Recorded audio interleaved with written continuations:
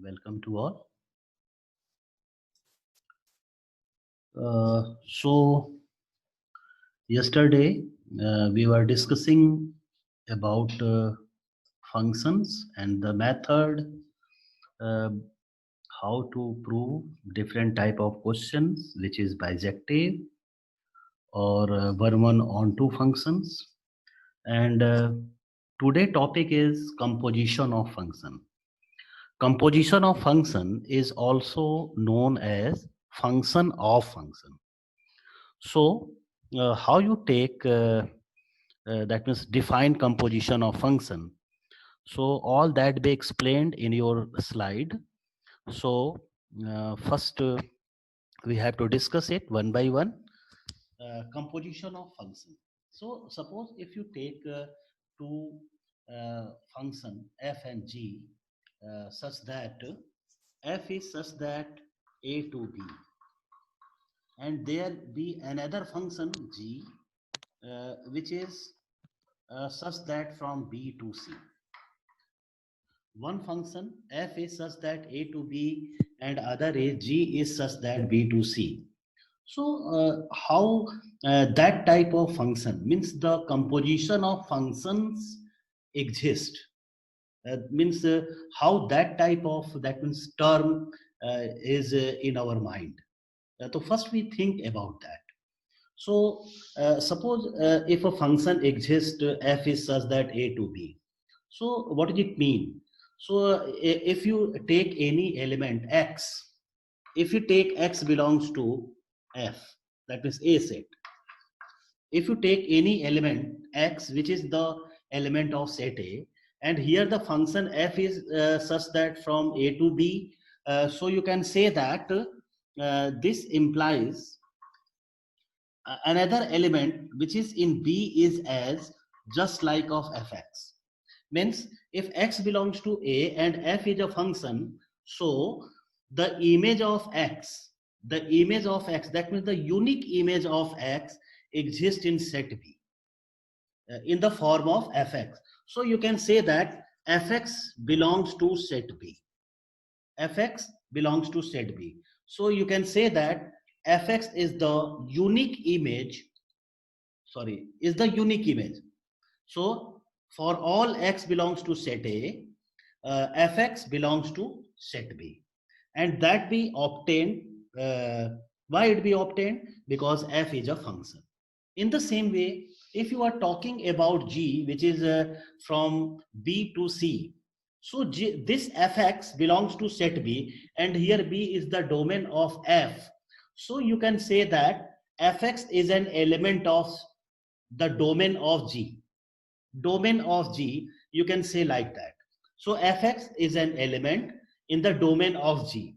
So since G is a function, again G is a other function, so you can say that fx, that means there exists an unique image of fx under G, and that implies if you are talking about G as a function, so you can say fx is an element of G.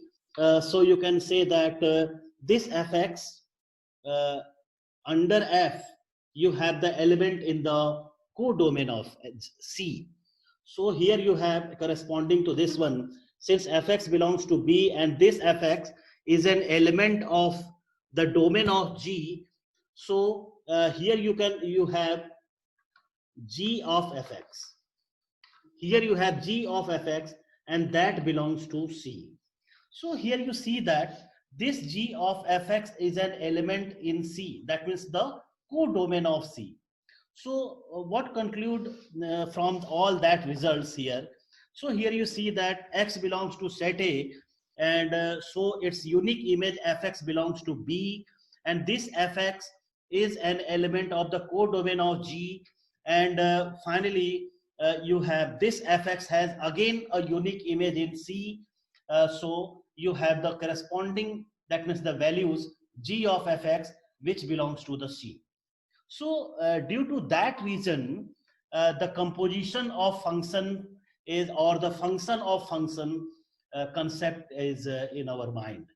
So that type of function exists, means g of fx belongs to C is actually known as composition of function. So in this way, there be the formation of composition of functions, or you can say function of function. So let us describe that with the help of diagram. So just check it. Suppose here you have three sets, non-empty sets A, B, and C. Suppose here you have three sets A, B, and C, which are non-empty set, and in between A, B, here you have suppose F function, and in between B to C, here you have G function. B to C, there be a G function. Now, corresponding to any element X, corresponding to any element X in the domain of, that means F, domain of F, there exists its unique image Fx in set B. Unique image in set B under F. So you can say that this Fx is the range, actually, this is the range corresponding to X element, okay, under F.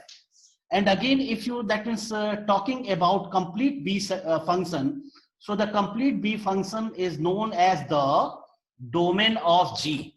That be domain of G. And here Fx is an element of its range.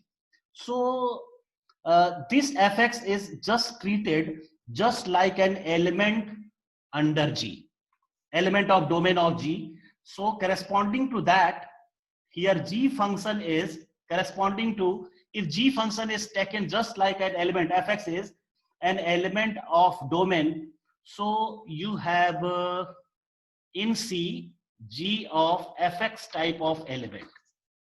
And this Gfx is known as Goff, and this Goff is from, that is known as Goff. G of F, that is from A to C. So what does it mean? If F is such that from A to B and B is, G is such that from B to C, then Goff exists in C function such that G of Fx is from A to C. So what does it mean? So from that diagram or the explanation, you can say that Goff function is such that from set A to C, set A to set C, for all X belongs to set A. For all X belongs to set A. So in this way, you can say that Goff function is defined. So what are the conditions when you say that Goff function exists? So again, you just see the diagram and just listen, all of you. Only you have to, that means click the image of that diagram in your mind, and that help you to find the domain and the condition of the existence of Goff and fog of the function. Only you have to learn, or that is click the image in your mind, kept that diagram in your mind. So the concept of the Goff and fog and the domain and the ranges of Goff function or fog function is automatically cleared. So that diagram is to be understood in this way. Also you can say it if you say Goff is from A to C, so for all X belongs to set A, there exists G of Fx in C, and such that for all X belongs to A. So in this way you can say that Goff function is defined. So this function is defined as for all X belongs to A, such that